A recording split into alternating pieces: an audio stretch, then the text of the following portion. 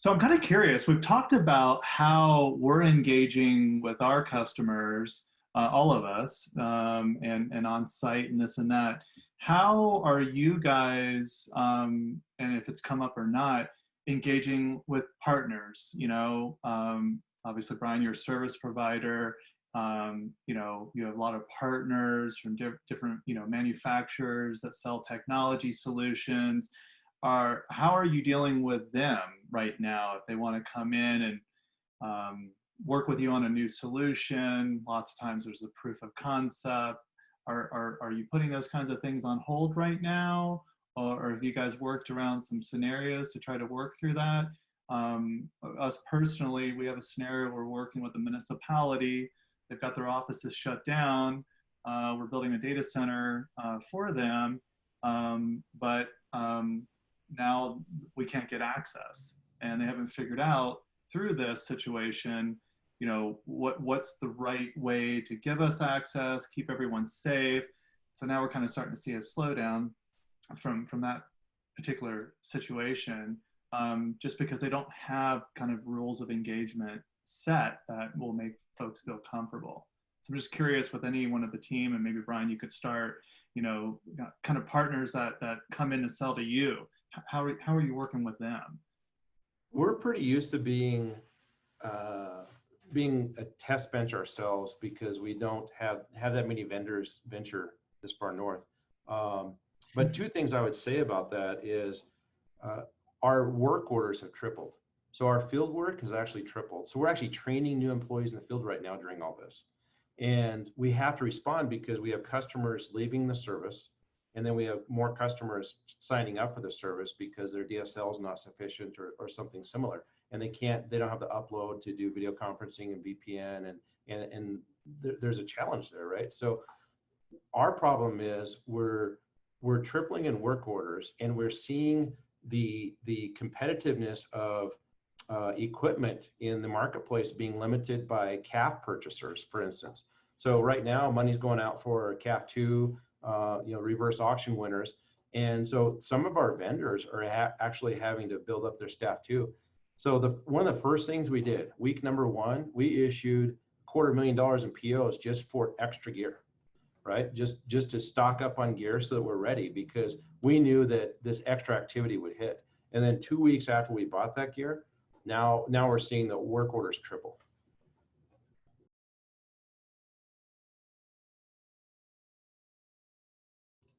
You're on mute, Brian. Anyone else want to comment to that? Thank you. Thank you. Keeping me on point, Brian. Yeah, if I can, just a couple of things from my perspective and the way we operate. If we're launching on a new project with customers, we typically like to get face-to-face. The way we do this stuff, as Brian, you've seen, it's very hard to explain over a video conf and talk and demonstrate some of the wares. So we like to get face-to-face. And so, historically, we've always had these establishment workshops. We fly people wherever they need to go to be with customers, sometimes for a few days, sometimes for a few weeks, depending on the size of the project and the complexity. So we initially thought, okay, well, that's on pause. We're not going to do much of that. And, to Brian's point, we've had an influx of people reaching out to us saying, hey, this is happening now. It's not happening next year. It's happening now. Can you please help? And so we internally have had to reimagine how we do that. It's like, guess what? That's not going to happen face-to-face anymore. How do you figure out how you build trust when you can't physically be in the same room with someone? We typically share a meal with the organizations that we work with, right? Typically a lunch or a coffee or something. And because you want to build rapport, you're going to be around these people for a long time. So that's something that we've internally, the team have worked hard to understand, and how do we pivot the way we do that? It's like, okay, you're not going to be face-to-face for a while. How do you effectively build trust, build rapport, share a beer like this virtually to get on with it? And to extend to that, it's similar with onboarding. We're about to, hit the trigger on about 6 interns here in Denver. And when this hit, we're like, hang on, we don't have an office to house these interns and get them, acclimated to the way we operate. So we had to put that on ice because it's like, well, hang on, we typically do this as a cohort. Everyone does it together, face to face. So that's all being reimagined now, and we're having to do that virtually. Similarly with, we have a need because we're, everything's expanding, the operations team are looking at bringing on project managers, and it's like, well, again, we used to do this face to face. Now we can't, like, we can't expect them to move to be at our office because that's not possible. How do they get up to speed remotely? So that's some of the stuff that we're seeing from our perspective. That's great. Any other comments? Yeah, I'll answer Brian's question here. Brian, it's difficult. My phone rings pretty much all day, every day with our vendors that we're dealing with on a regular basis, trying to figure out how to build those relationships with us and who else they need to be reaching out to try to continue to build those relationships. I mean, we struggle to purchase our everyday equipment, our everyday tooling, through the vendors because they struggle to get it, and it's hard to find new ones as well because the people are they're not. Things are different. Things are very different. So Nathan, are you starting to see some challenges on the supply chain aspects of things? We are. I mean, we're seeing a lot of lead times on testing gear. We just bought a couple OTDRs and it took 8 weeks. It's typically 2 weeks to get them. So 8 weeks is a long time. Definitely. About as long as it takes to get toilet paper, I hear. Yeah. Yes. Okay. Great. That's good stuff. All right. Check in. I think I'm out of beer. I'm gonna have to pour another beer here. So I'm gonna, like, cracking sound is gonna be that famous sound everyone likes to hear. Yes. All right. So let's think about let's transition. So what about I'm kind of curious to just carry on to this topic right now. Paul, new sales calls, like trying to talk is there's an aspect, and I know I feel personally, and I know some of you do too, where our current business with our current customers is still exceptionally strong. But there's always this aspect as a business leader of, continuing to fill the funnel with new opportunities. And how are you guys going about that, especially like in business relationships? Consumer might be obviously, a little bit different, but in that business relationship, I'm kind of curious, what you guys are doing. One thing I've personally done is, of course, had a conversation like this, virtual, let's have a beer with maybe a customer I'm already comfortable with. And I've also sent people food for lunches, where you do Grubhub or Uber Eats. It's like, hey, let's do that lunch, pick off this, I'm going to send you lunch, and let's have that meeting, right? And we do our video, we still eat. It's a little weird at first, but then once you have the video, you overcome it pretty quick.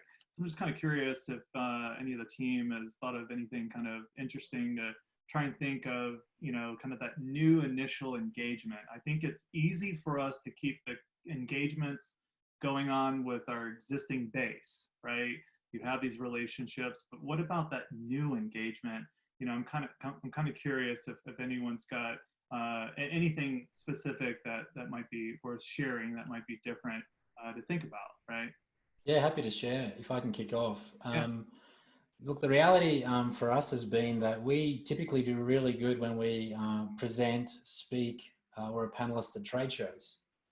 And we had 2 coming up. There was one I think, we had Broadband Communities, we had Fiber Connect, both where we had a panel discussion on a major project that highlighted the way, the way we operate and the value we can bring. So historically, we've done, a lot of really good lead generation out of events, out of conferences, face-to-face. People come to the booth, here, play with the software, see what you think. So for us, being brutally honest with everyone on the call, we looked at this and went, hang on, that's done. Like, that's not happening for 6 months. So those leads that we're expecting in the funnel are not going to be there through our standard, segments or ways that we're going to market and get in and do sales and lead gen. So for us, something that we've had to think deeply about is, okay, how else can we keep filling the funnel? You know, Brian, to your point, right? So, and that's why, you know, the marketing team and the sales team have been looking at, okay, things like, you know, this, virtual meetings, virtual roundtables, other ways to engage with the community and, you know, other people out there doing this sort of work that we all do, to see if that way we can share leads and share business and things like that. Because as I said, for us, that's been one of the greatest sources, was getting in front of people and saying, this is what we, you know, this is what we firmly believe in. This is why what we've done so far we think is dumb. So that really worked. So yeah, so it's been fascinating and challenging for us at the same time, because, you know, that's dried up at least for 6 months. So yeah, we're trying to figure that out. Thankfully, we've had some of our existing channels have just are doubling down on their stuff. So when, you know, we're not short of work. There's more coming in organically. But yeah, it's one of those things where we need to figure out what other ways we can tackle, you know, what other mechanisms can we use to get traction outside of what we're doing originally and, you know, looking forward to, that's served us well. We've only been in the US for really properly for a couple of years. Even though I commuted for 3.5 years, that doesn't really count. So we really rely on that face-to-face, getting out, you know, amongst other professionals to build those relationships, right? So that's been pretty tough in terms of just, you know, standard ways of marketing that, you know, have worked for us before. So we're really having to think differently about that, you know, look to digital and other streams to promote what it is we do and how we promote it. So it sounds like you guys are focusing more digital, more networking. Yeah, I think we have to, because as I was saying, we relied so heavily on conferences that, you know, they're not happening until later this year. So I'm sure we'll do fine out of those. But until then, what do? We can't sit idle. So yeah, it's interesting. But I think things like this, Brian, that, you know, you and your team have been nice enough to host. I think these are going to be key for just keeping connected with other industry leaders, and hopefully there's some momentum of conversation. And, you know, ultimately, I personally, for me, it's more about being connected than necessarily trying to get sales coming in the pipe. It's hey, what are other people doing? Let's do this as a team. And as you know, we're huge advocates of, you know, we think this is a team sport. You know, this should be done together. Trying to solve these problems needs to be done as a team. And because of that, we need to stay connected with others to do that, to fulfill that mission. Absolutely. Absolutely. I'm concerned about the trade shows as well. That's how we sell a lot of our stuff. We have a wholesale division called Mammoth Networks, and we have the Visionary Broadband division, and we sell at trade shows for both those. And what we find is it's a longer sale, or it's a relationship. So we meet someone in person, face to face, take them to lunch, see them at the trade show, catch up with them. And that's been our secret sauce. As a competitive provider, meaning I'm not a phone company, I'm not a cable company, my strategy has always been show up at their doorstep, right? And we're finding that is going to, we're discussing that internally, because our strategic aspect has entirely flip-flopped, because we're not going to have trade shows. We're not able to go face to face. And the second part of that is there are certain personalities that only do well face to face, right? They have a tough time with translation over the phone, and they rely on body language and whatnot. And so, I don't think video conferencing prior to now has really been a means of communication for us, especially from a sales standpoint. But I could see with adoption during this virus pandemic that I could see it being more acceptable. It's suddenly more acceptable to have a video conference in your home, right? So exactly, we're making another step, but I don't think it's a replacement for face to face. And I'm sure you're the same, Brian. But I have customers. I'm sure we all have them. That face to face is the only way. You know, it's like you just schedule that call once a month or once a quarter, and you get on a plane, and that's just the way it is. That works, and that's what works for them, right? And I was fortunate enough to get to do that just before, you know, all the flying stopped, where I did that. It's like, okay, I think this is an opportunity to get that in, even because I know I need to get it in face to face. So I spent a few days there. But yeah, it's I hear you. It's going to be interesting. But in the service provider world too, we have customers calling wanting to upgrade. So I'm not concerned about new customers right now. I'm concerned about taking care of my existing customers because they are hospitals, they are counties, they are sheriff's offices. So we have work, and we're excited about that, and we're happy to help, but we're not focused on new business at all in our neck of the woods. I gotta say too, I think that this pandemic has pushed the digital marketing forward that has been kind of holding back for a while, especially in this industry. Like, so I've kind of had this on my mind a long time, but social media marketing is going to take a more front role going forward, especially in the trade industry. Like for us with splicing and aerial work, you don't see a lot of that stuff on social media. As the industry gets younger and stuff, that's going to be more responsive. It's kind of where the attention is, right? So if you have younger folks coming in the industry, their attention's on social media. If you can leverage that, I think through this pandemic, you're going to be and kind of forward, you're going to be in a good position. So that's something I've had, like I said, in my mind for a long time. Something I've wanted to do, put together more of a social media presence, like on YouTube, some of those other platforms that I think will push forward. And we've already, I don't do a whole lot on LinkedIn, but I kind of post once in a while, comment, try to like, you know, certain things that I think are kind of neat, some good articles.